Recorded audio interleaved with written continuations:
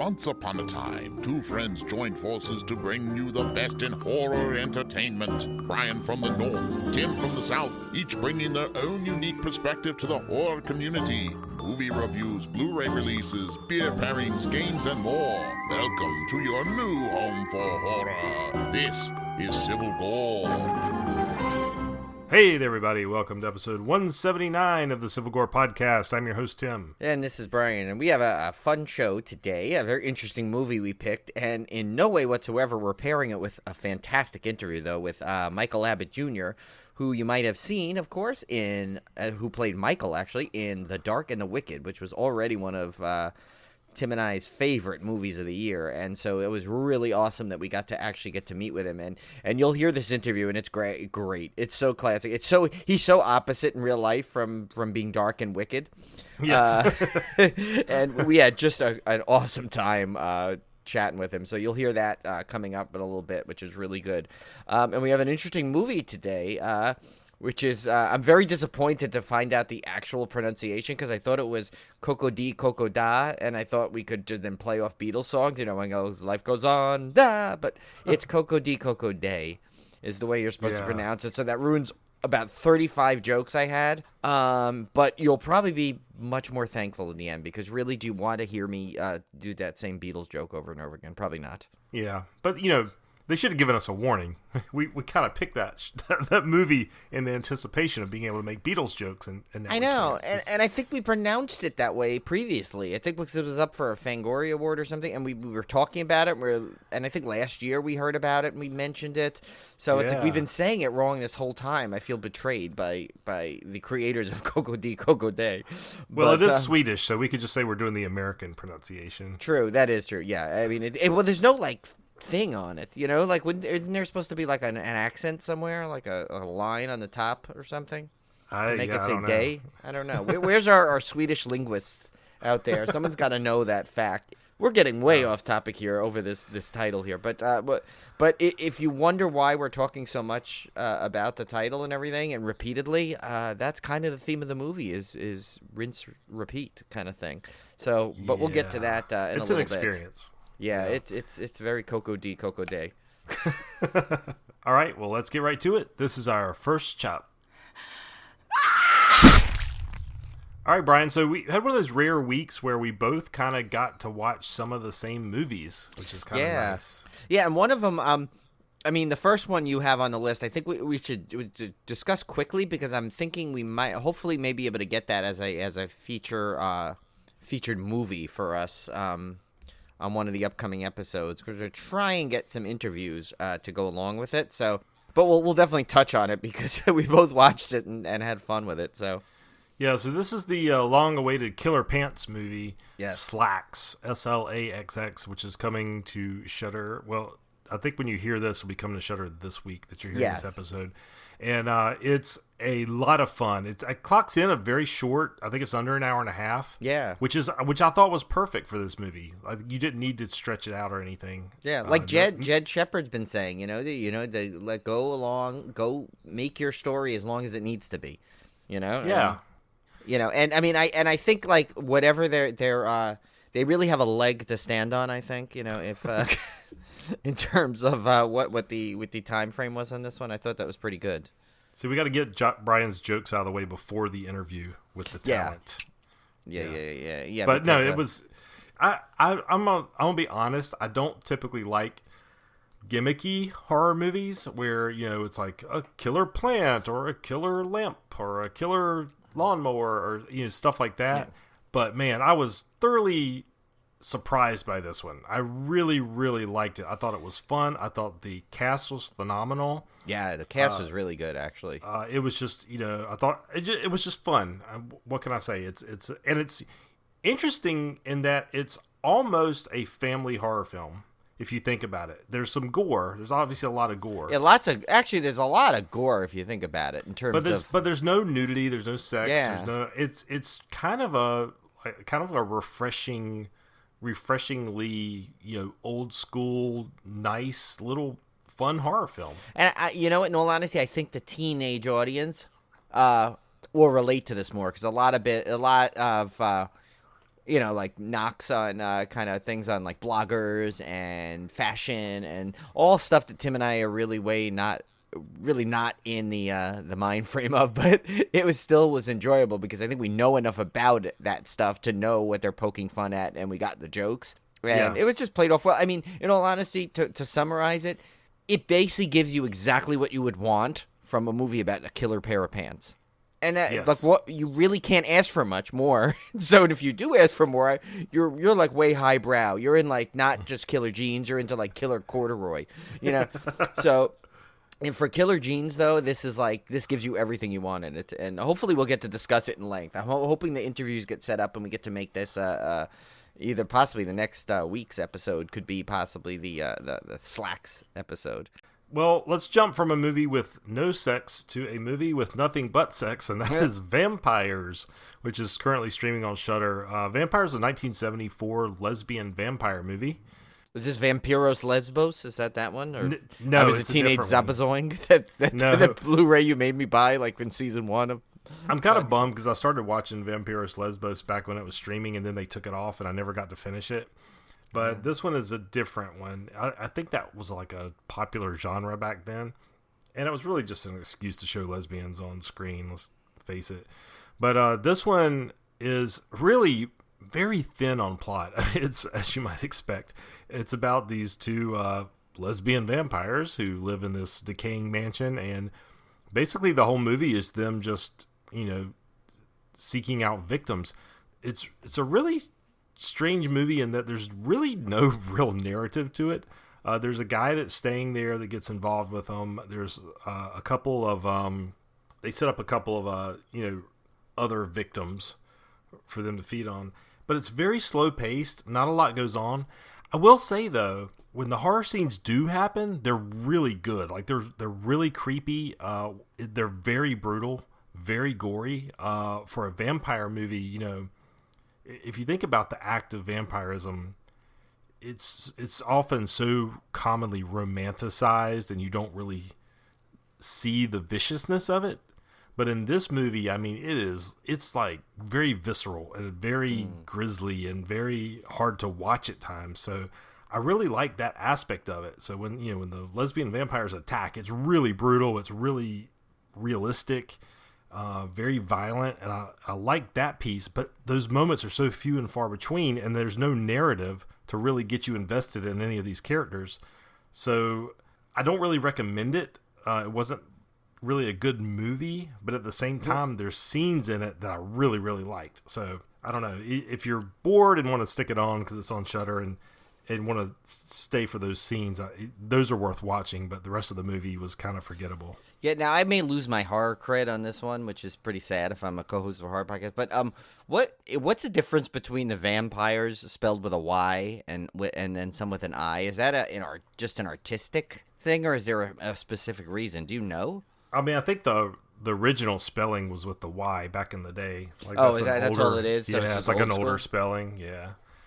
Okay. From Varney the Vampire, I think was the first vampire novel. Varney the Vampire it was? Yeah, Varney. Why does that sound like something like Hanna-Barbera would make, like in the 70s, doesn't it? Sounds like something Ernest goes to Transylvania. You know what I mean, Varn? Oh my God, so. Yeah, that would have been that's a lost thing. R.I.P. Jim Varney, because he was one of my favorite. You imagine that, like he would do that. It'd be like, "Hey Vern, guy, come over here. I'm gonna bite your neck." It'd be great. It was a missed opportunity. Oh well. Yeah. The other one I saw was another one that's coming out on Shudder this week, which is.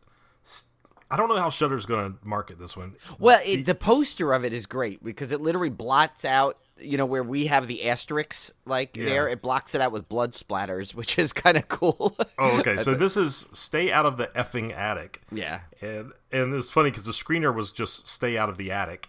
Yeah. I know. That's kind of funny. It says that, but the real movie is that is like Stay Out of the Effing Attic, which is kind of... Yeah. This one is about a group of movers, and I was glad to see some minority leads in this movie. Yeah, that was actually really really refreshing, to see. And it's kind of also appropriate to the movie because the movie has to do with Nazism. Yeah. And so there's themes of that running through of white supremacy and things. But it's about these movers that are hired to basically clear out this old mansion. And they have like a really limited time to do it. They have to do it I think overnight. it's like 24 hours, and they keep getting, and all of them are kind of like, trying to like rebuild their lives, so to speak. So the extra cash that they're offered to do it is very appealing. So it's like, Yes. people are like, oh, why would they just do? Well, you'll see as the movie, you see it, they really, guy sweetens the pot, and they kind of all are kind of looking to kind of start their lives. Like one guy's trying to make sure his daughter goes to college because, and then the other guy just wants to kind of get his business going. And then the other girl, what did she want again? She wanted to, I can't remember. I forgot, but they all basically have a legitimate, really good reason to kind of succumb to the offer, so to speak, to speed up the process. Because it really is. I don't know about you. Well, you just moved also, and you're about to, you're going to move again at some point. So just that was giving me cringe things, just knowing that they have to pack up a house in 24 hours. I'm like, oh my God. Gosh, it takes me 24 hours to just finally calm down to think about packing up a house. No, I know. I did not enjoy the moving aspect of this movie at all. That was right? a hard movie in Someone itself. nobody likes moving, but if you've just recently moved into within the last few years and you're seeing this, you're going to get like an extra cringe that not everyone gets. But the guy that hired them to move is this really creepy old guy. And I'm not going to give anything away about the movie because I want you to see it. But both Brian and I agreed the first 30 minutes of this film is really kind of, I'm not going to say slow pace. It just doesn't really go anywhere. Very dialogue. It's very dialogue heavy. It's very set up. It's just them trying to, here's the job. Here's what we have to do. Here's all of our backstory. Here's what we have to move. And I was sitting there, 20 minutes in. I was like, I don't know if this is really grabbing me. This is not. I don't know if I'm going to finish this. I think it was psychologically sneak and like subconsciously grabbing us is what it did. Yeah, because about 30 minutes in, all of a sudden it kicks into high gear and it never lets up for the rest of the movie. And it's like it's got you and that's it. And it's like you're not going anywhere now, Yeah, so if you guys start watching this, that's my word of advice is just make it to the 30-minute mark and you'll be fine. It's a lot of fun after that. And I really like this one. It surprised me. It's been a long time since I've gone into a movie, and like 20 minutes through said I don't really like this, and by the end of it, I was totally on board and loved it. So that shows how it was paced, probably the perfect way, like just enough to kind of like. To kind of lull you into something that you didn't expect, and then boom, hit you with it. So those boom moments are much more powerful. Yeah, and they have a lot of really good, and again, I'm not giving anything away, but they have a lot of really good surprises in this movie, I thought. So you guys will really, really like that one. That's Stay Out of the Effing Attic. Yes. So look for it on a Shudder. I think it comes out the same week SLAXX does, I'm pretty sure. I think so, yep. Yeah, so I have one thing, but there's on here, but I want to do a quick thing that just kind of like I didn't put on the rundown, but it was funny that Cody out-coned the cone today, which Cody sent us this really cool thing about about that guy that I guess during the pandemic, she says like, is this better than the monolith? And basically this guy took his basement and made it into like some old school 80s video store, complete with clutter. Old TVs. Did you actually watch that little TikTok? Oh, yeah, it was awesome. I mean, I'm talking old school VHS tapes. This wasn't like Blu-rays and stuff. This was old school. He even had like a rewinder thing, like a rewind sign there, and like it was like he had like toys over. It looked like something you would stumble upon, like, and you're not your normal video store, but like the cool video store, Yeah, the mom and pop one. Right, not your West Coast Video or Hollywood Video or Blockbuster. No, this is like the cool video store where the guy would get like the cool genre films that you might not find anywhere else, kind of video store. The one that had the curtain that led to the adult films in the back. That's the one thing I noticed he did not have. And like I was like, oh, he should have just put a curtain there. Not even even if he didn't have anything behind it, just put a little like beaded curtain or something. But, so that was really cool. And then so Cody sent that. Like, I woke up, and I was checking stuff, and that's where Cody had that. And I said, if the guy doesn't have pole blart too, then it's just useless. But, which she agreed. But then, hours later, I'd say, in the afternoon, Cone sent it to us. I said, I'm sorry, Cone, but you've been out-coned. It's really hard to out-cone the cone, too. Yeah, so Cody really gets hard. big credit. I think Cody was plotting this. This was her long game because of all the time when Cone kicked her corpse in a Friday the 13th game when Probably. we played this. Yeah. So sorry. I mean, Cone gets us a lot of stuff, but this time we're giving full credit to Cody. She out-coned the Cone. That gets a special badge on Facebook and everything. So, and we got to make a shirt. That's a new shirt. We always keep talking about new shirts we need to make and new merch. We need a shirt like I out-coned the Cone. Anytime you scoop a cone. But Yeah. then the other thing, this was actually thanks to Cone because he brought my attention to it. There's a director, Jason Paul Collum. He posted on Twitter. I guess he had made some horror docs, and so he's selling them direct. And if you bought them direct from him, you would get actually he would sign the Blu-ray for you. So the ones he did that I specifically ordered were the Scream Queens. He had a Blu-ray. It's called Screaming in High Heels: The Rise and Fall of the Scream Queen Era. And so he autographed it. And this one features the main three are Linnea Quigley, Brinke Stevens, and Michelle Bauer, all huge 80s Scream Queens. And then there was one he did, his original one he sent in. He told me if I wanted to add for a couple extra bucks, I could get this one. And it's called Something to Scream About. And this one's actually hosted by Brinke Stevens. And this has Ariana Albright, Brandy Burkett, Deborah DeLiso, Denise Duff, Judith O'Day, Debbie Rochon, Felissa Rose, of course, our good friend, Lilith Stabbs, what a great name there, and Julie Strain. And so he also sent me a couple of cool things. Like he packed this thing with some fun stuff in there. He packed it with some old articles about his work and everything. Couple of cool old Fangoria articles. And then he said when I sent him the thing, he sent me a message. He said, "Oh, I sent you a couple of little surprises in the Blu-ray disc." And it was actually 3 autographed little mini lobby cards from Linnea Quigley, Brinke Stevens, and Michelle Bauer. So that's cool. Yeah, so it's like a cool little extra treat. So yeah, definitely check these out. I haven't got to watch them yet because I just got them yesterday late, and today I've been working all day and crazy and stuff. But this is one of the things I plan to watch on the weekend because do I love my horror docs. And this is cool retro stuff with the Scream Queens and everything. So yeah, so I'll give it next week. I'll follow up with more of a review. But yeah, so thank you so much, Jason, because this was a cool little package of treats. I have a picture of it. I'll post it on social media. The 2 discs and the cards and stuff. So it's really cool. Well, speaking of Cone getting us to spend money, there's another one I didn't have on the rundown either. Was Cone pointed out that Josh Rubin, who was the writer-director of Scare Me, was again selling some of his limited edition screenplays for Scare Me, and so I picked up one of those, and I think he's going to include a handwritten postcard in those too. Which I thought it was kind of a cool little collectible. Yeah, I kind of like this that these directors are kind of doing this stuff now. You know, it's really a great way to kind of get more personal with your fans like that. And social media now. Everyone's always bashing social media for things.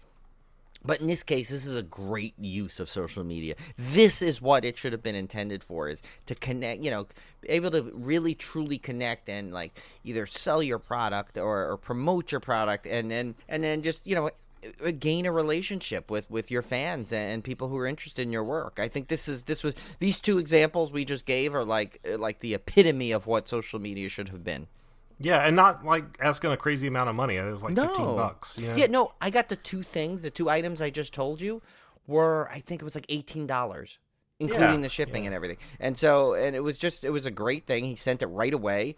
It also, he actually even it was so good, he sent me the tracking number right away too and everything. So it's so definitely, these are. I'm glad we both got these little stories to tell on here because social media getting bashed lately for a lot of things. At least we had some nice stories to tell about it. Yeah, for sure. Well, let's get to another nice thing, and that was our interview with Michael Abbott Jr., star of The Dark and the Wicked. This was such a fun interview, and you'll hear. Michael digging at me a couple of times on this interview because it was the one taunting us. Yeah, it was the one day I decided to take the laptop outside, and it's such a beautiful day down in North Carolina, and we have 20 seasons in North Carolina, and one of them is second winter, and second winter runs in March and April, but we get these rare spring days in between, and it was 70 degrees, perfectly sunny. So I took the laptop outside to take the Zoom call, and Yeah, Michael was not having any of that because apparently it was really nasty where he was. Yeah, Michael, as you'll hear in the interview, he's from Brooklyn, so he's in New York like me, and we were having not a horrible day. And this week actually we've had some nice 60-degree days, and it's all sunshine so far. But like still, Tim is like, we see Tim's glow is like basking in there. We see him slightly getting tan. It's a little much for us New Yorkers. But I think you guys are really going to love this interview. Michael was a blast to have on. And, of course, I love being able to talk to people who are in my favorite horror movies. I think that's just a big treat for this podcast. Yeah, and especially this one, which is pretty new still, and we loved it. And it's getting a lot of buzz. Like our good buddy Jeff Whitmire just saw it, and he even commented, he's like, "Oh, my God, this was amazing." I'm like, right? I told you. I said, this is one of those, like, I don't even hesitate to recommend this one, like not even like, I don't even care what style of horror you like. I'm like, no, you need to watch this one. This is just an automatic recommend for any kind of horror fan. So, all right, let's get right to it. This is our interview with Michael Abbott Jr. So this year has been really good so far for some horror movies here, and one of those is The Dark and the Wicked, currently on Shudder right now. And Tim and I are both huge fans of this from the moment we saw it. We absolutely love it, and we're really lucky enough to have on the show here for a little bit Michael Abbott Jr. to talk about it. Welcome, Michael. Thank you, Brian and Tim. Thank you for having me on Civil Gore podcast. I love the name of the podcast. Really cool. Thanks. We did that, of course, because, the whole New York, North, South, North Carolina, New York kind of thing. It worked out. We're always civil to each other. Yes, so exactly. Very little disagreement. It works. Right. Except when Tim flaunts his sunshine. Exactly. Yeah. We'll get into that later, Tim. No, thanks for having us, and thank you for the kind words about the film. I'm excited for people to see it who haven't seen it yet. Oh yeah, no, we loved it. So Michael, before we get into Dark and the Wicked, why don't you tell our listeners a little bit about yourself, who may not be familiar with you, and let us know how you was started in the industry. Let's see. Well, I've always been, I think I've always been an actor. I think I did my first play when I was in the second grade. So I've always been drawn to the medium. I grew up doing television commercials as a kid and all through high school. And then I went to an acting school, North Carolina School of the Arts in Winston-Salem, North Carolina. And was lucky enough to be there at the same time as individuals like my best friend Jeff Nichols and David Gordon Green and Danny McBride and Jody Hill. So which people now call the NCSA Mafia, because there were so many of us there at the same time. But I left School of the Arts in 2000.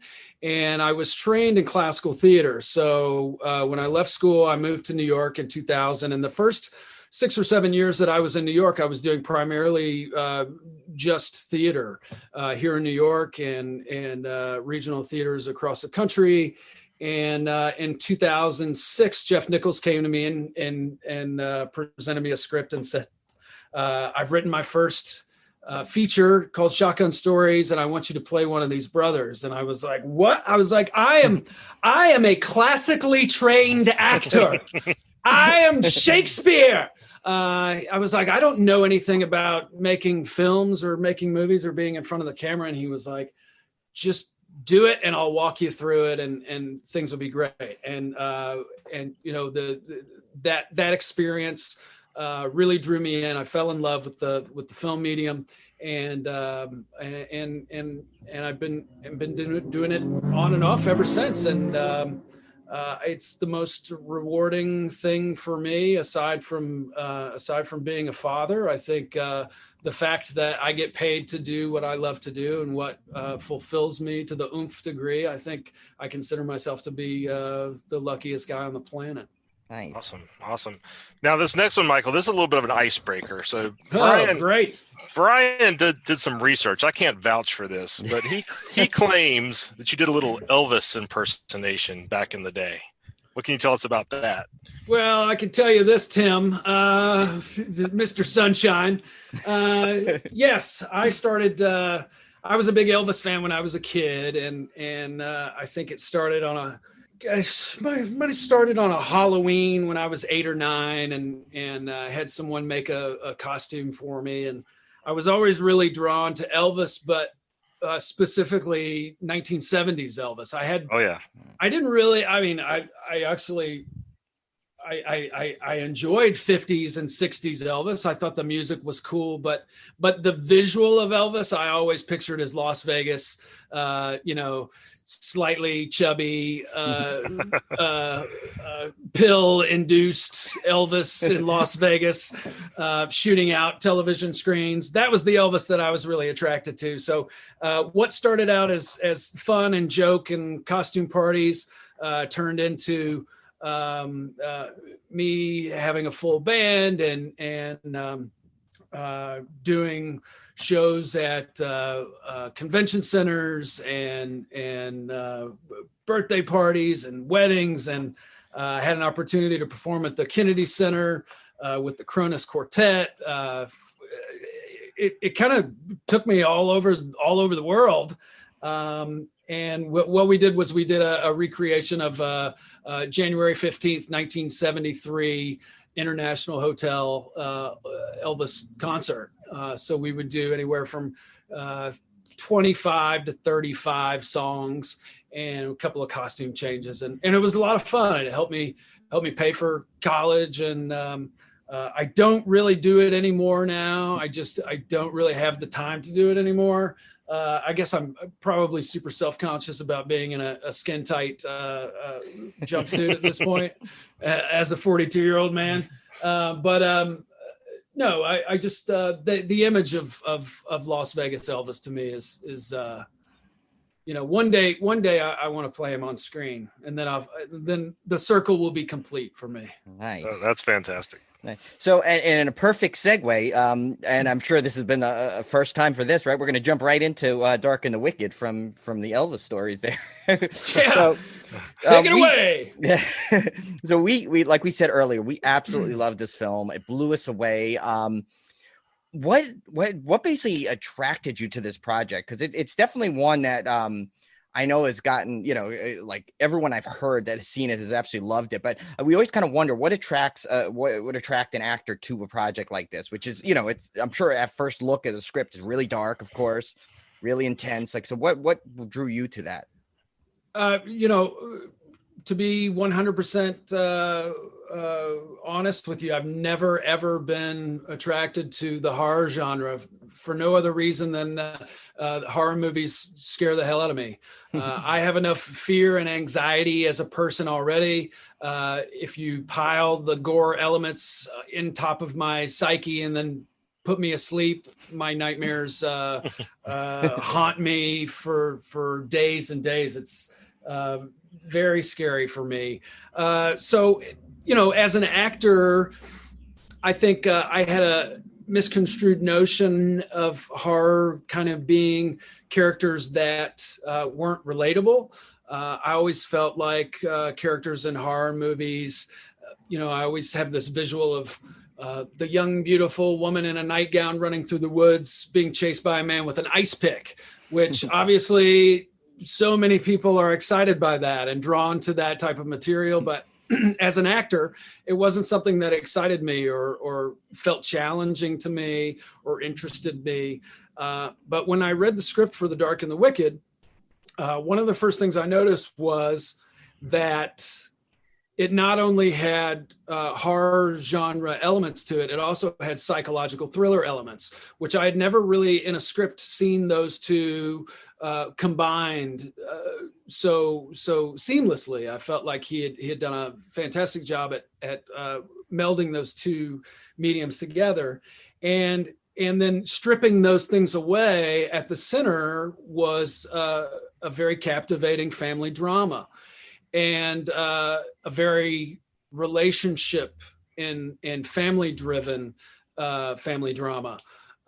So Marin and I both realized pretty quickly that we felt like the audience was going to see these characters on screen and be able to relate to what they were going through. Heavy issues that they were dealing with, the grief, the loss, losing a loved one, losing a parent, isolation. Those things as an actor are very exciting because obviously your job as an actor, you want to tell great stories with captivating characters, but you really want your audience to feel some bit of empathy for you, at least cheer for you or have some type of connection. And I think that was what immediately drew me in. And then the ability to be able to do that for the first time, to make a horror film for the first time with someone who's considered a master of the genre, Brian Bertino, I would have been an idiot to turn it down.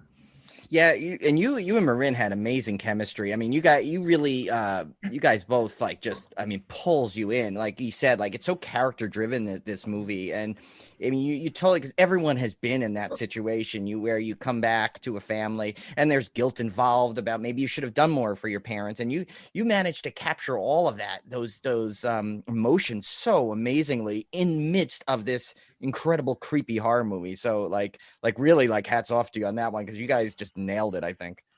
Oh, thank you. And I think that's a testament to Brian's script. He was it was so specific. Everything was on the page. Everything he wanted was on the page. It was a very personal story for him because he had written the script on the farm that he grew up on, which is where we filmed. So because of that, I felt like he had sat with this story for so long. He knew exactly what he wanted to see on screen. So he was very specific in his communicating those things to Marin and I, and we were able to really spend more time kind of breaking down what these relationships were and how this family dynamic kind of worked into the story, to the point where whatever the entity was that was infiltrating the home became secondary to the relationship of the family, which I thought was pretty captivating. Right. And that's so hard sometimes, I think, to do in a horror movie, because, the initial thing is if you're marketing as a horror movie, you want to scare, but to give you both, to give you the scares and creepy moments, but also give you that like heartfelt interest that an audience member would be drawn in by, it's just phenomenal. So along those lines, Michael, this movie has some incredibly dark scenes. It's pretty incredible. How do you get into that mindset? Because you don't seem like a dark person. Yeah, exact opposite. You're so friendly and happy. And I was very friendly and happy until I saw you in that sunshine, Tim. I knew Tim was going. I'm never going to live that down. Never. I think the sun just shifted over your shoulder a little bit. And now it's beautifully lighting the left side of your face. Magic hour wherever Tim is. I think one of the things that made it less challenging for us living in that dark mindset was the fact that we were able to shoot on the farm where Brian had created this story in his mind.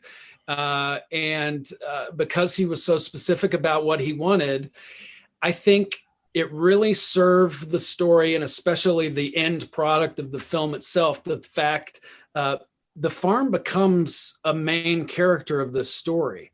And the fact that we were there in the middle of nowhere, Texas, isolated from anyone and everyone around us. No one knew we were there. No one knew what was going on.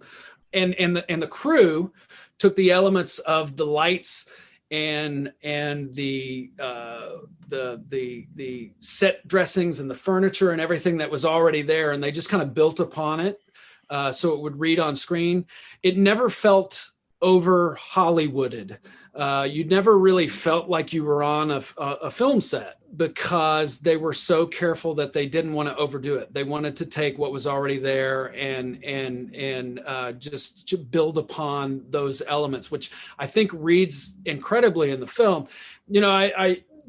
There are people complaining that the movie's too dark, I can't see anything. Well, you should have fucking been there, because it was dark. First of all, if it's too dark for you, that means you have the lights on. So you're a wuss. Turn the lights off and watch the movie. Turn up the sound, or put on some headphones, because that's how the film was meant to be seen. The film was meant to be seen in a theater, obviously. But who knew that during these unprecedented times that we would still be, locked out of movie theaters at this point. But thank God for platforms like Shudder that have allowed people to experience the film at home. And I feel like people's screenings at home are a lot more grandeur than they were probably 15, 20 years ago. People have ginormous screens and surround sound and boost tubes, or whatever the hell those things are called, that shoot the sound at you. But the film is meant to be experienced in a theater, and I think as close as you can do to replicating that at home is going to feed into your experience, because so much effort has gone into the sound design and the scoring, and we really want you to experience those elements as best you can.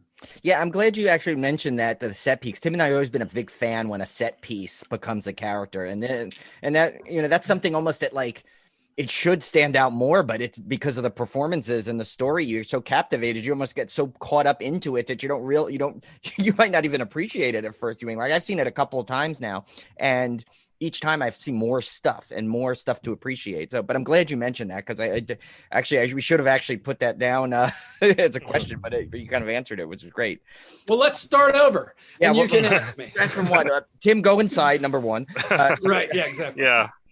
So actually about that, on basically you mentioned on Shudder has like you said, has been a great platform. So have you, and I think it's something, you made an interesting point too, that, now that so many people are watching at home, I think it really encapsulates the social media element of it that you can't do at the theater. You're not texting or tweet alongs and all these things you can't do. So I think that helps also spread the excitement of this movie. And so through that, I've seen so many accolades for this film. So were you surprised at all by the critical success that it's had? Oh, I was thrilled, especially after the release on Shudder. I think our premiere was at the Fantasia Film Festival, and I don't remember when that was, but it's been a while. But I remember the social media buzz after that initial release at Fantasia was very exciting, and then things kind of died down, and we didn't really know what was going on with in terms of how it was going to be distributed and whatnot. But yes, since the Shudder release, it's been pretty overwhelming and exciting how well it has been. The feedback. I think I don't know what the marketing budget for this thing, but I'm guessing it was somewhere around $8 to $9. But social media, that's press and advertisement that you can't pay for. I mean, that's the words of your common man and your friends and family, and word of mouth and tweets and toodles and whatever, TikToks. Apparently, I don't have a TikTok, but apparently the buzz on TikTok about this film is pretty exciting too. So eventually someone will explain what a TikTok is to me, and I'll be able to experience the ticking of the talking. I think maybe with Tim on the beach. His daughter, I think, right, Tim? Your daughter is big on TikTok. Maybe she can explain it to all of us. Yeah, I don't understand it either. I'd have to get her to we have one, and we have one little video on it of Tim reviewing a movie, and I don't think that was what it was meant for. Yeah, and my daughter got 300 likes for posting some video that doesn't make any sense. I post a full DVD horror review and I get nothing. Yeah, I figure they that don't want to see about right. Yeah. So, Michael, earlier you said you're maybe not a big fan of horror movies, but you've obviously had The Dark and the Wicked. You've had an appearance on Fear the Walking Dead. I think you've got an upcoming project. Is the horror genre something you'd like to continue acting in? Or is there a particular franchise you'd like to be a part of? I'm certainly not the type of actor that throws up any walls and says, I won't do that. to me, it really comes down to the story, the script, and the characters that are written. And if it feels challenging to me, if it's exciting, if it feels like there's something I have that I can bring to it that maybe the writer didn't think about or the director hasn't thought about. And then it's just as important to have the connection with your director. Because if you don't have that rapport, if you don't have that open line of communication, it's not going to work. It's not something that you can fake. I've read great scripts and had meetings with directors and realized I don't think this is going to work. Like I feel like I'm a pretty open guy and easy to get along with and can find the good in just about anybody. But not all directors are like that, and not all directors are willing to look at it like a partnership. And I certainly think the experience of making a film is a partnership, because you're leaving your home for an extended amount of time, so you're already pulled out of your own comfort zone, out of your element. So you're there because you want to be there. And especially on small indie films, you're not there for the paycheck, because the guy running catering is probably making more than you are. So you're really there because you're drawn to the story and to the character. So it's certainly just as important that you have a rapport with your ship leader as it is a captivating story and character. Was that a long enough answer to your question? No, it was great. We love it. We love these answers. So speaking of upcoming stuff, do you have anything that you have upcoming that you can share with us yet, or? Back in pre-pandemic times, I was shooting a film called Peace in the Valley, written and directed by a gentleman named Tyler Riggs. We were shooting in Atlanta last year, and we were actually in production in March of last year. And the 15th of March, I think SAG shut us down, and we all went home, went our separate ways. And we were able to go back. When was that? I feel like maybe right around Christmas time, and we were able to finish the film because there was a 10-year-old boy who plays my son in the movie, and his looks had changed so much in like 4 or 5 months that I think they quickly realized if we don't finish this movie, we're going to have to start all over. And just because the amount of changes that a kid goes through. So we finished that. It's called Peace in the Valley. It should be out sometime this year. And I'm actually leaving in about a month for 5 months to go out west to work on a project that I'm super, super stoked about.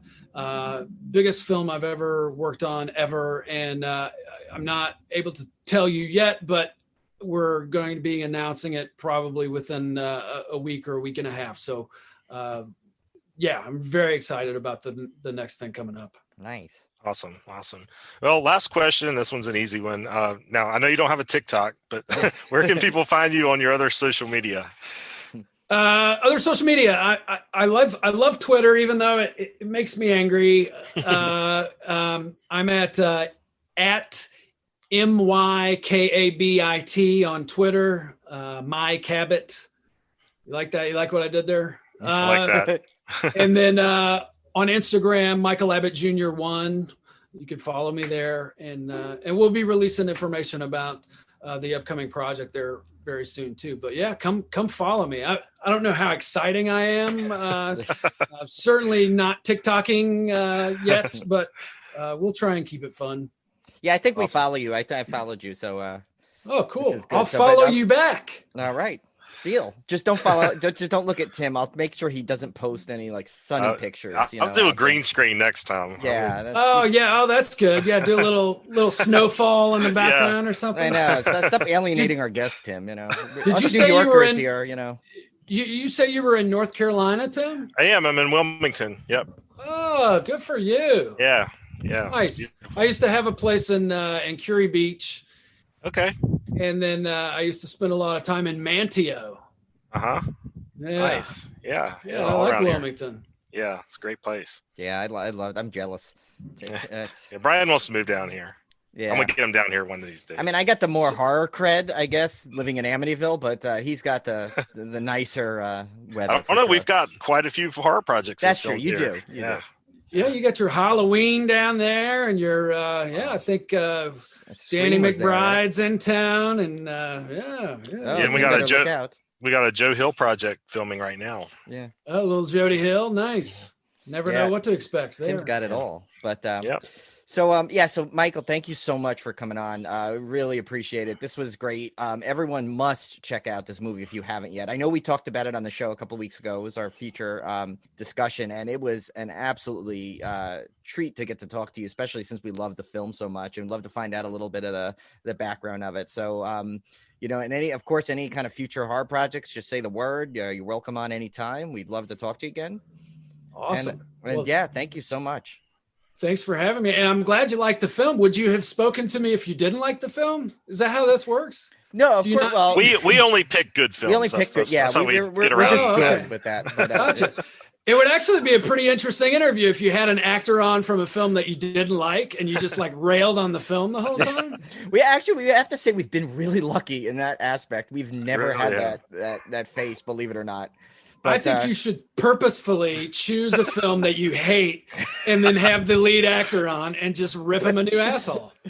yeah, we need to look that up. I think we have a couple in mind. Maybe we can. Yeah, we might have a couple of ideas. Yeah, but definitely I- not this one. This one was already. It's so funny. I think I've seen about 3 or 4 films already just in this early 2021 that I've already I know they're going to be at my top list already for the whole year. That's how good they were, Awesome. and this included. Yeah. This was Yeah. one of my favorites already. So Hey, Michael, I'm sending the sunshine your way. I'm pushing it Oh, your way. thanks, There you Tim. Thanks. I'm pushing the snow to you, brother. I'll send you some later, Tim, too. All right, sounds good. Okay, Brian. So once again, continuing our streak of awesome interviews. Yeah, I mean, it's like, and like we meet these are the coolest people too. It's like not even just the interviews good, but the people themselves are just awesome. And Michael was no exception. He was awesome to talk to. Yeah, and one more thing. Speaking of interviews, before we get to our main feature, I do want to remind everybody to go out and order the horror audio drama Wendigo by our buddy Chase Harrison, my brother Kevin Wilson starring in it. We had that interview last week where we released that bonus episode, which was such a great discussion with Chase and Kevin, and talked about it on there. So if you need the details on how to order it, go back and look at the show notes for that bonus interview, and it's got the link and everything to it. Or you can go to our Facebook page; we got it posted there. Definitely go out and order that. I think it's available through the 21st? I think the 21st. Yeah, I ordered mine already, of course. It's $15, and it's a medium that you're probably not. It's not every day you go listen to a really good horror audio drama like that. And just from what they said, it sounds like it's going to be just amazing. And what's great too is that you're helping a great theater company. It's Big Dog Productions, right? Big Dog. Yeah, Big Dog Productions. Wilmington is known for its theater. I mean, it's really a theater town. We have a very, very strong arts presence in the city. And my brother has been acting in local theater since he was in elementary school. Oh, wow. I've been to just about every play he's ever been in over the years. And Big Dog is one of those production companies that he's really been involved with a great deal. And they just put on the local theater community just continues to amaze me because, and I've seen it firsthand through my brother, how much work goes into putting on a play. I mean, and this is not a, they might run a play for a weekend. They might do 3 shows and they work months and months to put on those 3 shows. Yeah. That's a lot of time and they're not getting paid. If they do get paid, it's trivial. It's pocket change. They're putting in extremely long hours learning scripts, nights away from family to go rehearse night after night. I mean, I'm talking about 4 or 5 nights a week rehearsals. It's a lot of work for a very short run.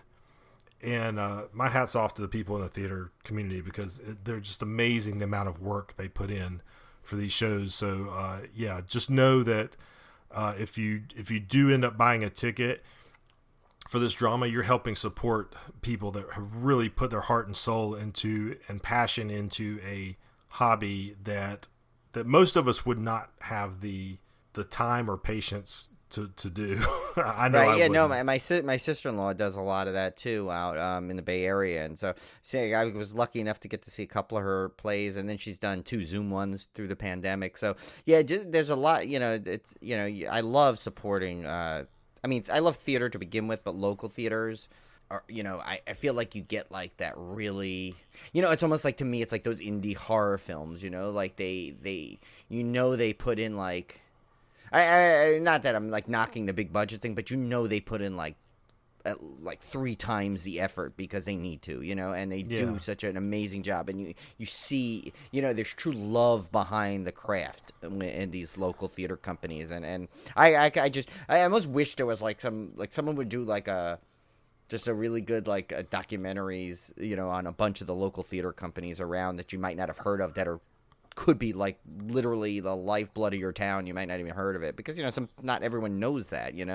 That'd be kind of a cool little thing, or just like some kind of database you can check these out and find out what's nearby, so you can help support them. But yeah, this one, well, of course, we'll do a full review. We'll have to get Chase and Kevin back on to we'll talk to them about it afterwards after we hear it, because I can't wait, because as of recording, it's tomorrow night for us. Yep. So I already have I know that's my plan tomorrow night. I'm gonna get my headphones on and sit there in the dark and really just listen to it, because that's the way you need to listen to this.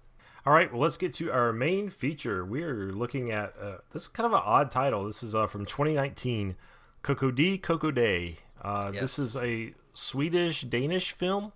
It's directed by Johannes Nyholm. And let me butcher some Swedish names here for you. I gave you the entire cast pretty much, just because I want to sit back and enjoy. All right, let me put my glasses on for this one, my old man glasses. There's one I know I'm just going to crack up when you say. But, All right, so we got Leif Edlund as Tobias, Peter Belly as Mog, Hel Anderson as Nurse, Stein Brun as Clown, Tanya Kramer as Nurse, Ylva Gallon as Ellen, Katarina Jacobson as Maja, Ken Ichi as Dog. Is that like the actual dog? I think it might be the actual dog. I love that the dog No, I was don't know. credited. I don't know if it is actually. I'm really torn, because that's how weird this movie is. I don't know if they're literally talking about the actual dog that was in it, or maybe the guy that kept carrying the dog. I don't know. No, the guy carrying the dog was Sampo, and he was. Oh, that's right. He was Sampo. Yeah, So he was- I don't know. This might be the legit dog. That would be amazing if there's a dog named Ken Ichi. Yeah. Morad Baloo Kachadorian as Sampo. Martin Knudsen as I think Helga. Knudsen. Yeah. Helga Clown Knudsen. And Brandy Littmanen as Cherry. As a couple goes on a trip to find their way back to each other, a sideshow artist and his shady entourage emerge from the woods, terrorizing them, luring them deeper into a maelstrom of psychological terror and humiliating slapstick. And this one is, if you see it on IMDb, it has the, when they show the keywords at the top, it's billed as a horror comedy fantasy. There is no comedy in this movie. I don't know where. Yeah, it's not really comedy, but I will have to say, seeing a older man wander the woods daily in full vaudevillian regalia, along with a guy carrying a dead dog and a woman in a pajamas or like a nightgown walking a real dog, and them coming in and torturing this thing. The sight of that at first is comedic, but that's about it. I mean, really, the movie is one depressing mind creepy fest. But I'm telling you, that guy is funny. Because you don't expect to see that, like, someone in full vaudevillian regalia in the woods. You just don't. Unless it's on like a one of those, maybe like a Shakespeare in the Park kind of deal, like kind of like a stage in the woods or something, but not just wandering the woods. So I'm not going to go too far into spoilers in case you guys want to watch this, but just from a broad overview, you've got a couple who have a tragic incident occur, and I won't go into detail on what it is right now, but Yeah. They decide to kind of reconnect years later by going on a vacation, and they wind up, through a series of arguments, they wind up basically just pitching a tent in the woods and not a sanctioned campground. Just no, I think there's a comment even about you can't just put your tent anywhere, and he argues back. He's like, "Yes, I can. It's under the the free to camp law. You only need a square meter of flat ground." Yeah. So so they decide to do that, and then that's when these characters start to appear and torture them, and this kicks off a cycle of events where, is it too much of a spoiler, Brian, to just say this movie is a time loop? No, because I think most descriptions will say that anytime you read anything about it, other than the official synopsis doesn't mention it, but almost any other kind of review that I've seen mentions a time loop. So there's going to be mild spoilers with this. So obviously, if you haven't seen it yet, rules apply. Just go, pause the podcast, watch it. It's going to be on Shudder, and then just come back to it because, it's hard to talk about this without obviously mentioning the time loop factor, because there's a comment I want to make about that time loop factor that was done differently than in most movies. So, so when we get to that, I'll mention it. But yeah, and so this movie really is it's a comment on grief and loss. Now, there's another piece of this movie that you'll see in the reviews, and that is there are several sequences where they cut to an animated puppet show version. It's kind of like one of those silhouette puppet shows, which for some reason always just it draws me in. It's like this mystical they're kind very of well done. It's it's creepy, but I don't know, inviting at the same time.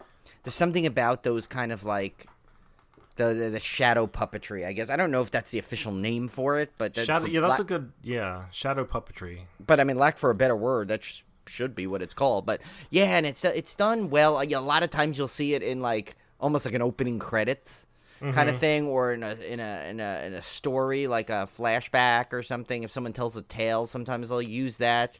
I think Mirror Mask, that great movie, used it. There's just a lot of they use it a couple times in this, and it really, I don't think I've ever seen quite a better use of it in a movie. It really drew me in, and to the point where I was almost moved by the story they were telling with the puppet stuff. It was really, really well done, and I think it was a combination of just the visuals and what they were portraying, which related to the couple you were watching in the movie. So there was you could kind of make the tie-in to the two stories that were being portrayed, and then the music in the background was really haunting. It was just really, really well done, and it's kind of funny how different people interpret this. I was reading some reviews of the movie, and some people were talking about on Reddit how what is this stupid puppet thing? It has nothing to do with the rest of the movie. And I'm going, my God, what were they watching? I was like, what are you watching? Exactly the same what movie? It has to do with the movie. Yeah, this whole puppet show is essentially portraying exactly what's happening to this couple, if you really look at it. So it's funny how different people interpret stuff. But this movie, man, it's hard to pin down. And I read enough reviews, because I was trying to read reviews not to influence my own thoughts about the movie, because I already had my own thoughts, but just to see how other people interpreted it. And I saw a lot of the same positives and the same negatives that I had. So I knew that I wasn't too far off base. So what I thought the best way to talk about this movie, Brian, would be, let's start off talking about what we loved about it, and then let's talk about what we didn't love. Yeah. I think that's the best way to do it. So I'll let you kick things off. Well, I think one of the things I loved about it, already, we just mentioned it, and that's that puppetry sequence, that it was used so well and so effectively that I actually kind of feel bad for the people that missed that correlation, because I thought that was such a key factor into what made me enjoy this movie, that it was placed. You've seen it a couple of times in it, and the final time is placed in a very weird sequence where you're not sure what's kind of going on, but you feel like this culmination to it, and it's used to kind of give you the full story. Almost like it's like, okay, did you get what was going on? Because here, we're going to show you now what was going on. Mm-hmm. And I thought that alone was so effective and so powerful the way they did that, that it kind of like, at some level, it kind of like just it took the movie up to another level. Like, at that point of the movie I was watching, I really didn't know if I was going to, how I was going to react. Because sometimes I'll watch a movie and it's not until the next day where I'm like, you know what, actually, I really like that. You know, like, it's like the true test of a movie for me, I think, is, you know, either sometimes it'll blow me away instantly and there's no doubt about it, but sometimes I actually maybe sometimes like it better when I'm, like, not sure, and then the next day I, like, wake up and I think about it and I'm like, oh, you know what? Actually, that was really good. And because I think that shows that there was a level that needed to kind of settle with me first. Yeah, so I think in this case, it wasn't so much late the next day. It was more later. I was like retelling it to kind of Julie later that night. No, that kind of sat with me then. But another thing I liked, though, is, of course, is the cast. I thought the especially the husband and wife, they had a lot of stuff going on, and I thought they played it off exactly how you would expect basically what's going on in their world. You know, there is a major thing that kind of there's a rift that, like we said, we're not going to go into everything like that, but there is a rift that they're trying to piece back together, and it's basically almost it's like the most crazy thing to stop them from trying to kind of get past this, because like the weirdest stuff happens essentially. But and another thing I thought I liked is the way that the time loop was working. So here's a bit of a spoiler in terms of time loop. So most time loop movies, you'll almost have where there's either like a weird like a wake up or a jump up or some kind of thing. In this, you almost didn't even know it was a time loop. They just kind of like cut to a scene as if like nothing else happened. Yeah, it took me a right? minute to really process what was going on, because I did not read that there was a time loop in this before I watched the movie. I didn't before. Yeah, no, before I didn't know that. It wasn't until after. So I was really like, caught me off guard. Yeah, but I like loved that about it, because it didn't like go through, like somehow it like took a trope that you've seen now a bunch of times, yet didn't like follow it like by the letter, and it did like a weird, like literally right when you thought like it was I was kind of like, wait a minute, what happened? Did he dream it? Is this like a second day and they're gonna remember what happened?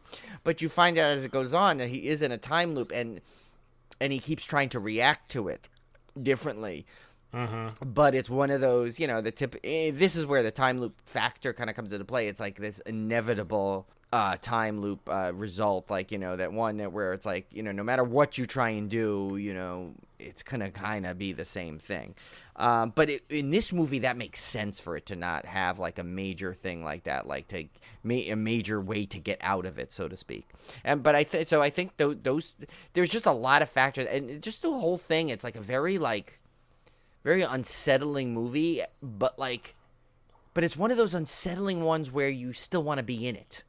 You know, it's like you still don't feel like you want to get out because you want to kind of see what happens. And there's enough there's a definitely very David Lynchian aspect to it. And of course, I love David Lynch, so I definitely see a lot of David Lynch comparisons. And I saw actually someone reviewed the same thing. They said, "Oh, it's like if David Lynch did this," and it has that like weirdness, like the characters that you don't quite know what they are and what they belong for. I mean, you eventually find out what they are, but at the same time, it's just like that vaudevillian guy. Like I chuckled with him, and that may be why someone in IMDb is like, "Oh, I laughed." Comedy, you know. But, I thought the cinematography was really good. Like in the direction, like even before you even get into the time loop stuff, I thought the opening of the movie all the way up until you get to that point was just really well done. I mean, it really engrossed me. Right, and you know, actually, real quick, and you know, a point to go to that point. You know what you notice too is that you're always all the shots when you're with the couple, you're kind of almost like right in between them.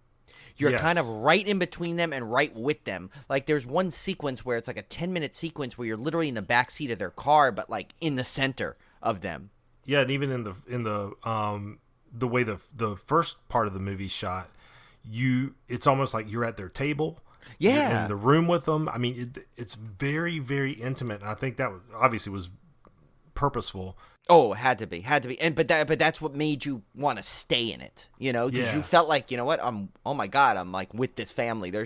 I got to be with them now, Yeah, it's very. I don't want to say claustrophobic. It's just very intimate, and I really, really like that. I noticed that right away when I was watching it, and there's something really haunting and very beautiful about it too. Even though what you're watching is not beautiful, the way it's shot is beautiful, and the way the music ties in and everything, it was just really, really moving. I don't quite know how to explain it, but yeah, I agree. I thought the performances were good. I thought the time loop thing was interesting, and the puppetry was out of this world. Like you said, probably the best example I've ever seen of that in a movie. And then the direction.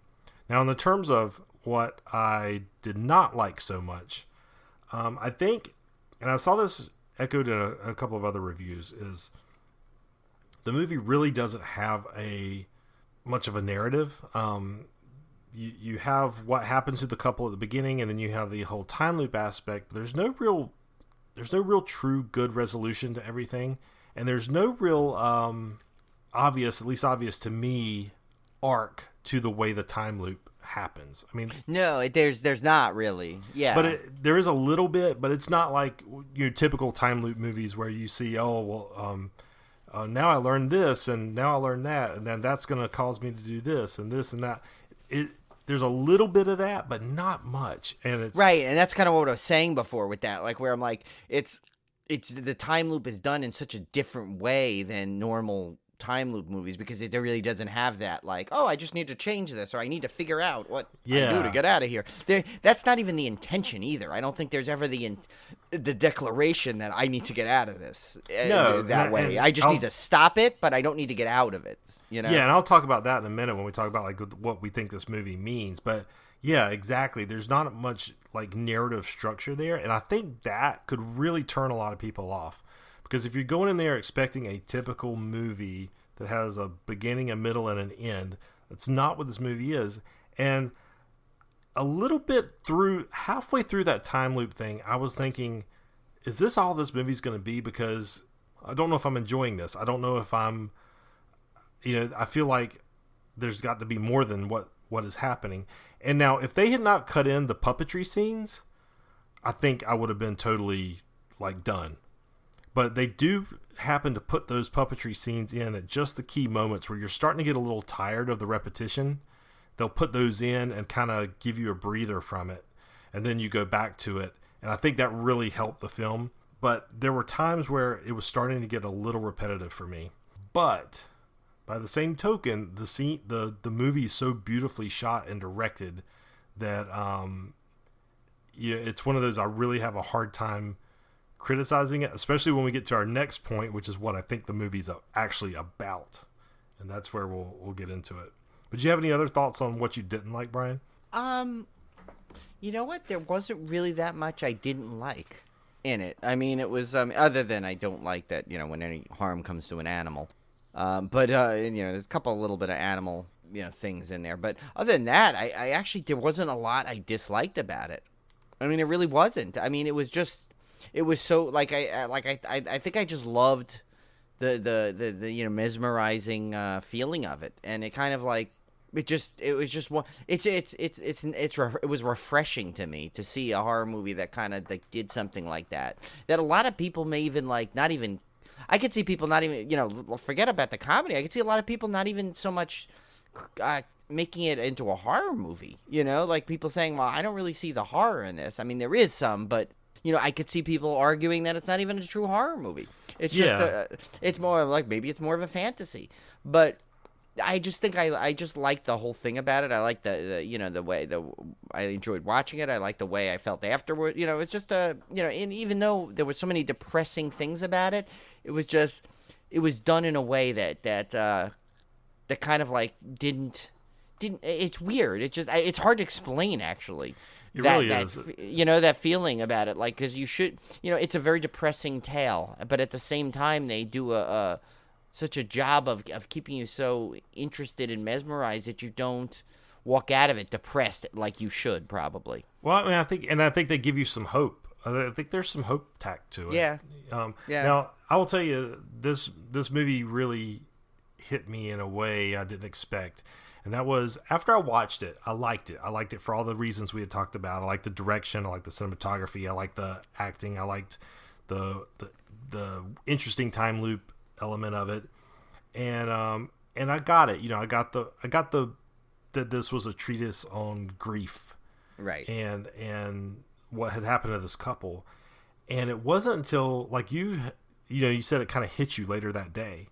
And that kind of happened to me too when I was thinking about Olivia's father-in-law just passing away. And I was thinking about the movie in terms of that aspect, and something she had said to me one day when she was talking about him passing and saying, I keep thinking about what's the last thing I said to him. And she was just kind of talking to me about, I keep thinking about this. I keep thinking about that. And that just clicked in my mind. Oh my God, that's what this movie's about. Yeah. That's the time loop. That's what we go through when we're grieving somebody. We're constantly revisiting, trying to change it. And it doesn't change. It just, we might change it a little bit in our memory, but nothing really changes. And we have to keep revisiting it over and over until at some point we get past it. Right. And that's when it was like, my mind was blown, because then I realized what this movie was truly about and what the director was trying to say. And that's what really made me love it after I came to that realization. And I don't know if if you've never gone through the loss, if you would see this movie in the same way, or if maybe you weren't thinking of it on that level. I just happened to be thinking of it on that level because of what had happened so recently. Yeah. Really hit me. So I thought it was pretty brilliant. I want to watch it again, actually. Yeah, no, same here. And I think a good point to that too is that, I think with a loss of someone, that feeling is, of course, magnified tremendously. But I mean, you could look at that even in any kind of way where even if you get into like, an argument with someone or something happens and you try and replay it in your head, sometimes you'll replay it over and over again and it does change slightly and you can't remember. And sometimes I don't know if it's your mind trying to change it slightly so you could deal with it better, or are you just, the memory's so foggy that you can't recreate it and it becomes awkward and stuff. So like, if you look at it this way, this film is absolutely almost like too brilliant. It's like, it's almost too head on, and it does it in a way where you would not expect it. But I think this is one that since you just had a loss like that, it would hit you even harder. But I mean, look at the time period right now. I mean, so many people have just lost someone, due to COVID. So it's like, if you think about what was the last thing I said, or what was the last thing I did, or maybe I should have done something different, and you're going to keep replaying it over and over in your head. And so it's like, when you think about that and this film, the way it does that, it's so good. And even it's like, if you think about it, the final time loop kind of is that, is obviously that the shadow puppet thing, where they kind of go through, because it's like, well, it's one final time loop that you're kind of like, that kind of gives you the aha moment. And it's really just, yeah, I mean, just talking about it now, it's like, I kind of want to go watch it right away again. It's like one of those movies that it literally, I think, if this was not its intention, then I'm stunned. But like, this is one of those movies I think it will just keep sticking with you and keep almost replaying in your head, like the movie will time loop in your head. And yeah, so it's like, and it's funny because when we were discussing this, and I was like, well, we're going to talk about this on the podcast.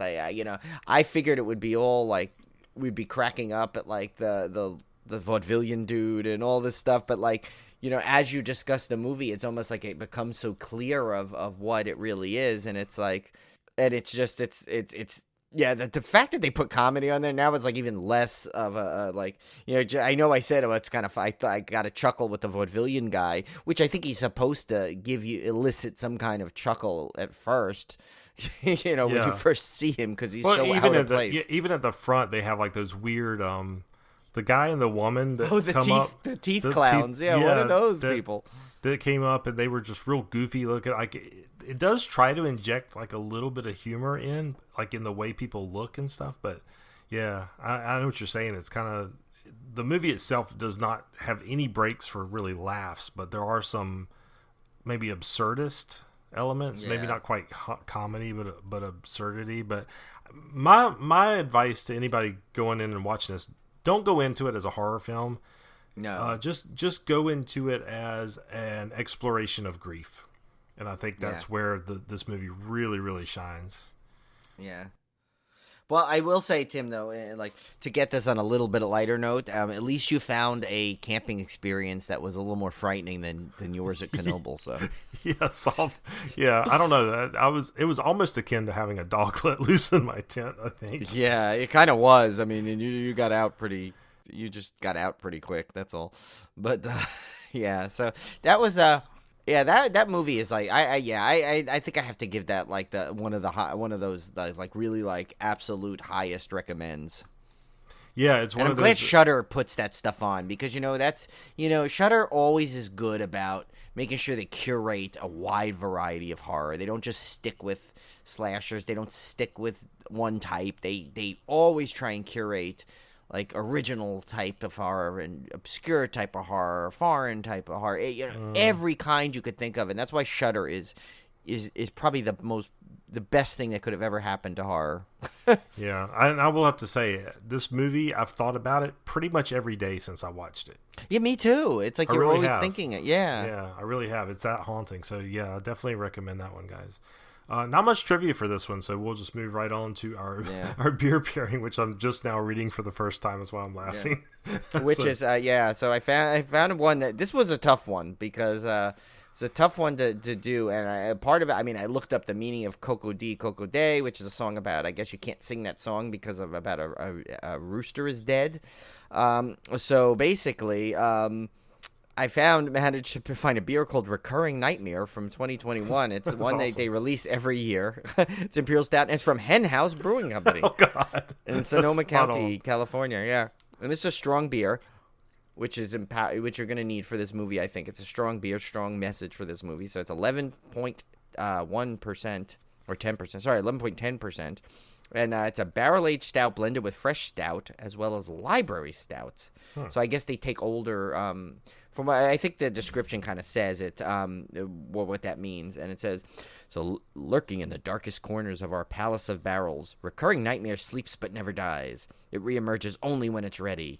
The 2021 edition is a blend of 60% fresh stout and 40% barrel-aged stouts that have been slumbered for different numbers of years in High West Willets and Heaven Hill whiskey barrels.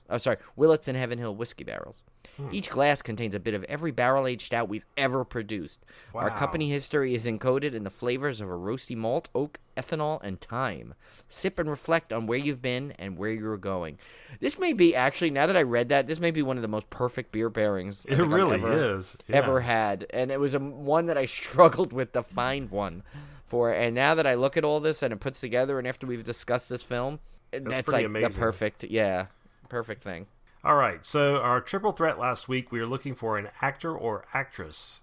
And we were looking for Anya Taylor-Joy, one of our favorites. Clue number one. I starred in the second film of a trilogy, although audiences didn't know this at first. Anya starred in M. Night Shyamalan's Split, which until the post-credits scene, the audience did not know it was a connected universe to Unbreakable. Eventually, the trilogy was completed with 2019's Glass, with Joy returning as Casey Cook. Clue number two. I did voice work as a character for a TV version of a classic 80s family film. And of course, Anya played Bria in the show The Dark Crystal: Age of Resistance. And clue number three, my first starring film role was also the first feature by the director. Anya starred in, of course, The Witch, which was directed by Robert Eggers, which in turn was also his first feature-length film. And we discussed The Witch quite a bit in our Chase and Kevin interview last week. Chasing Kevin. That sounds like a cool show name, doesn't it? Yeah, they need to have their own little spin-off mini podcast. Yeah. This week we're looking for an actor/director. Which is a clue in itself, I will say. Yeah, that's a pretty cool. I don't think we've ever had an actor/director. No. Well, not like an official one like that. Yeah. All right, so here we go. Clue number 1. While I was definitely not the only person to play this particular horror character, I was one of the first. Clue number 2. I once had a character named after me in a very popular 80s horror film. Clue number 3. I have only 8 acting credits, and half of them are from a particular franchise. I think that's a good one. This one's right down the middle, this one. I like this one. This is a good one. And this is very gettable. You can get this one. Yes. I think David McHugh, we're counting on you to get this one for sure. All right, and then our fan topic few. I was trying to say David McHugh and few. So our fan topic. David McFew. We should just call him David McFoo because he's become like the sole source of these questions. So he has another fantastic listener question this week, and it is scariest place or location you have ever been to. This one's tough for me because I mean I've been to a ton of places like that, have ghost stories to it. Like I've done that Philadelphia ghost tour. I did that Wilmington ghost walk right before Kevin's wedding, which was so much fun, by the way. That was great. It was a haunted pub crawl, which we went through some cool things, and there's some really cool creepy sequences. I mean, I've been to Sleepy Hollow, been to all these things. So I don't, it's like I have all these little ones. So I don't know about if the scariest place. I mean, I have done, not in the flashlight tour, which I intend to do at some point, but I've been a couple times actually through the Winchester Mystery House. But yeah, I don't know which out of those would consider to be the creepiest. Other than there was this place we used to go to. It was a thing that our school took us to. It was upstate New York somewhere called Frost Valley, and there was a it's like this like weird thing where everyone would like take turns either doing like they'd work in the mess hall, and we'd go on hikes and do like crafts and stuff. It's like a week-long retreat that our school would take us on, and we'd stay in these dorm like places and stuff. But I remember there was one day where we'd walk up to this house. There was this old historical house that was there, and they had one of those paintings where it's like no matter which way you went, like the eyes kind of followed you kind of deal. And of course someone said, "Oh, is this place haunted?" Just because that's what every high school kid will say about any kind of old house. And the guy said yes it was, and he told us some tales about how he used to like play piano, and he would see like an arm go like walk by upstairs, and he would like go up to look, but he didn't see anyone. But then as soon as he got downstairs, he'd like hear footsteps kind of stuff. So I mean, I've been to a myriad of places. I don't think I've had quite of a famous place, which is what I'm sure David probably thinking of. Of course I've been through like other, the Sleepy Hollow Cemetery is kind of creepy, but I was most of the time I'm in there in the daytime. So but I know you've been to a place, and I think you might have told the story before, but I'm hoping you'll tell it again with Ken's. Yeah, I mean that was the one I was going to pick because I really, I haven't really been to a lot of scary places, honestly. I mean, I'm talking about not like haunts, like haunted houses and attractions and something, like genuinely scary places. I really haven't been to a lot, and honestly, that stuff doesn't really scare me. I mean, it might be creepy or something. I can't say that I would be like, when I watch ghost shows and stuff, I'd be like, yeah, I would go into that asylum in the middle of the night. It doesn't. Yeah, and speaking of that, once COVID is much more settled and stuff, and I know you're vaccinated, but once I get back and we get to do stuff together again, we need to do something along the lines where we plan a trip, you and I, to one of these like historic. Yeah, we should do that. Haunted that would be places. We need to do that. I know Julie would be down for it. I'm sure Olivia would be too. We need to like do something like that, and like for the podcast. I think that'd be fun. That would be fun. Live tweet and everything, and be cool. Yeah, I mean, as much as I love the ghost shows and I like watching it and I love like that kind of stuff, it doesn't really scare me. Like I've told Olivia plenty of times, would I sleep on the Mary Celeste or whatever that thing, or the Queen Mary. Not the Mary Celeste. That's a ghost. That's an actual ghost ship. I don't think that ship exists anymore. Good luck trying to catch that one. But Timslow can track her down. Yeah, Timslow will get it. He'll get a nice cup of joe, and coffee will do him good, and he'll go out there and he'll dance. Timslow dance into the ocean and find the ghost ship. But you know, like, would you stay at the Queen Mary? Oh, I would never stay at the Myrtles Plantation. Yeah, I would stay at the freaking Myrtles Plantation. I don't stay at any of these haunted places. I don't care. Oh, well, I should say, does my Amityville house, like living 8 minutes away, count? Yeah, through osmosis, you're at the scariest place. But yeah, so my one staying at a truly haunted location story, and I'll tell it again. I've told it before on the podcast, but it's been several years ago. Is so Ken and I decided, this was, God, when was it, Ken? I'm asking Ken because I know he's listening. Yeah, as if he's like on the line. Yeah, Wait, let me call him. It's on a lifeline. It was years ago. We were in, I think we were in college at the time. So we had found this place called the Martha Washington Inn. It's in Abingdon, Virginia, or West Virginia, which is one of the Virginias. Abingdon, Virginia. That's right. And it's a historic inn, and there was supposedly an extremely haunted room. I'd seen this place featured on various ghost shows before, and there's an extremely haunted room supposedly that was haunted by this woman. Apparently, this place used to be a Civil War hospital. People had seen specters and stuff out on the grounds. Had heard violin music in the hallways. All kinds of ghostly stories around this place. And so Ken booked us a room there. Now, this place is fancy. It's like a bed and breakfast type hotel, and it was expensive. So we had never stayed. I don't know if Ken had. I'd never stayed in any place that fancy before. But we went in the wintertime because supposedly that's when it's the most haunted, and it's also the off season, so you don't have a lot of guests there, you know, to kind of disrupt the mood. So we went up there, and what was neat about it is they don't really advertise the haunting aspect of it. It's not like they say, come stay at the haunted, blah, blah, blah. Yeah, they don't advertise that if you go to their website. But they don't deny it either. So if you talk to the employees and stuff, like when we got there and told them which room we wanted to stay in, like the bellhop guy was like, you guys are crazy. I would never stay in that room. And he was telling us. See, that's great though. That's what you want. You want that subtle where they pull you in, and then and like the people at the front desk, they all knew that it was haunted. And so was their hand shaking when they handed you the key with like, like. But it was neat though to go there, and it wasn't like they were like, "What are y'all talking about?" You know, it wasn't like they were denying it. They were like, "Oh my God, yeah, I would never stay in that room," type thing. But what was neat is there was almost no guests there. Like me and Ken were like one of the only few people there. So it looked like the Overlook. I mean, when you were walking down these halls, it was dead quiet, dead empty. It was snow outside. It was cold. It was just a weird, creepy place. And but it was very fancy. It was very elegant, and like I said, it was like staying at a luxury hotel. But the other side benefit that it's supposedly haunted. And the town itself was really neat. They had tons of little antique stores and little historic places you could go visit, which we did during the daytime. We'd walk around town. Had a blast. It was a lot of fun. Did some weird stuff happen? We'd have to get Ken on the show to remind me of what occurred. I will tell you what I remember. I remember we brought a camcorder. I remember that something about our camcorder didn't work. And I don't remember. I remember you told me something about a DVD player or something. Yeah, too. that too. Yeah, I know the camcorder, like the light or something wouldn't work on it, or the battery or something electronic with the camcorder didn't work. And the laptop, I have no explanation for. We had brought a laptop to watch a movie on, and we could not get the sound to work on that freaking laptop. I'm in IT. I could not get the sound to work on that laptop. And I guarantee you that sound worked before we went into that hotel, and it worked after we got out of that hotel. I don't know what happened there. I don't have an explanation for that.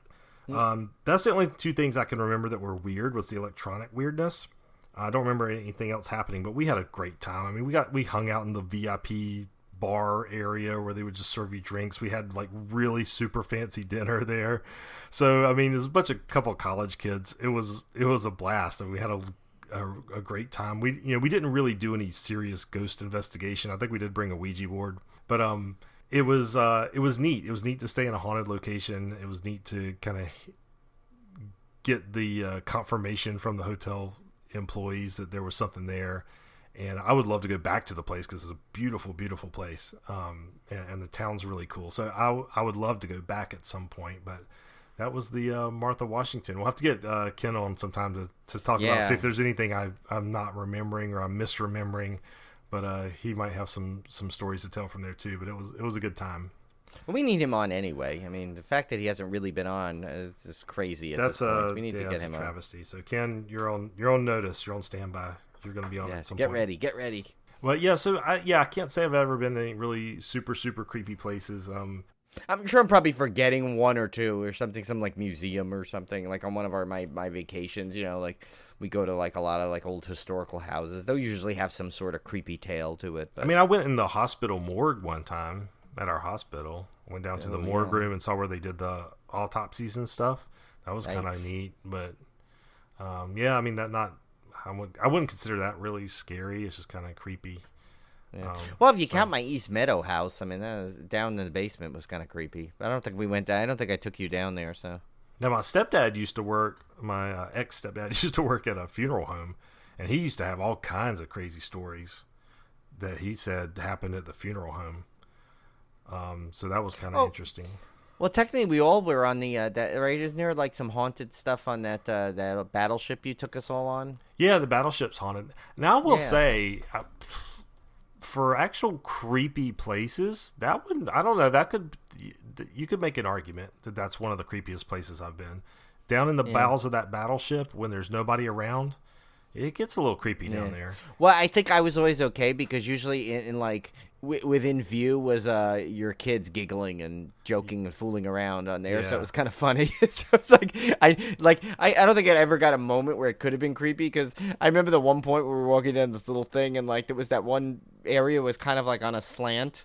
Remember that like area is kind of like hard to walk through, and Josh and Anna are sitting there giggling because they're like sliding around or doing something funny, and I'm like, oh, well, definitely not creepy now because it's kind of hilarious, like watching them like mess with each other and stuff, and like I think they were like, I don't know, I think they were torturing each other with something, like trying to bug each other like siblings do. It was kind of it was hilarious. So. Yeah, so we're referring to the USS North Carolina, which is docked here in Wilmington, and supposedly it served in World War II, but the only deaths that happened were not.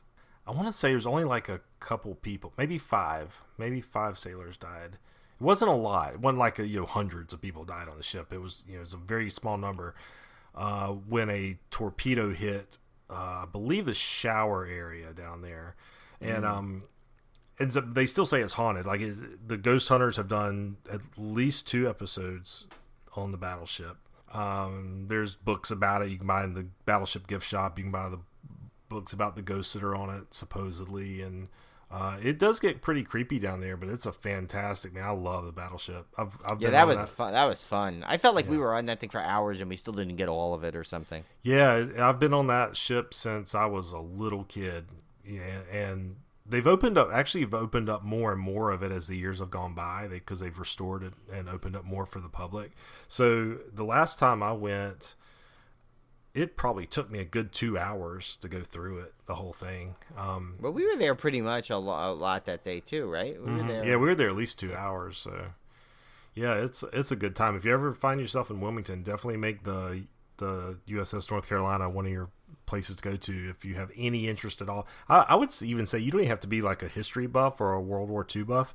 No, because I'm neither really. So, but if you just had a ball on that thing, climbing around. I mean, you get to climb. You're actually climbing up and down the ladders and stuff. Yeah, there's not like a spot you really can't get into. Even that. Remember that weird area where it's like a turret room or something with all the torpedo, and you're like kind of like really don't have much room, but they let you kind of get all the way around. Yeah, you can climb up in the gun turrets and stuff. It's fun. It's a really good time. It's worth it. That was really good. Didn't we laugh because like Julie went all the way up in like some kind of thing and we didn't know how she got there. Yeah, it's awesome. You can go. I mean, I love the battleship. I like going there. I mean, I typically go. I'll probably make it over there once a year, once every couple years. When it's in town, you don't visit it as much as you would think, because it's just kind of a tourist thing, and I've seen it so many times. But I always have a good time when I go, no matter how many times I've been on it. Yeah, and we picked a good day because it was not crowded. It was like us and like another couple of families or something. So I felt like we had the ship to ourselves. They used to actually have a haunt on the battleship. where they would actually have scare actors and stuff. They used to do that. And then they, one year when the kids were a lot younger, we took them to a trick or treat on the battleship. That was fun. They would have, they had little, had different businesses from around town set up trick or treat booths all over the deck and downstairs, and had all the kids come by and trick or treat. That was a lot of fun. So, yeah, it's a good place. So that was Koko-Di Koko-Da, and I would highly recommend this one, guys. It's an interesting experience. And we will be back here next week with another unknown movie. I don't know what we're going to do, but we might. Hopefully, we'll get to do SLAXX. Yeah, it could be SLAXX. So definitely watch that one this week, guys, when it debuts. I think you'll have a lot of fun with it. Oh yes. All right. So until then, stay out of those non-sanctioned camping areas. Yes. Koko-Di Koko-Da.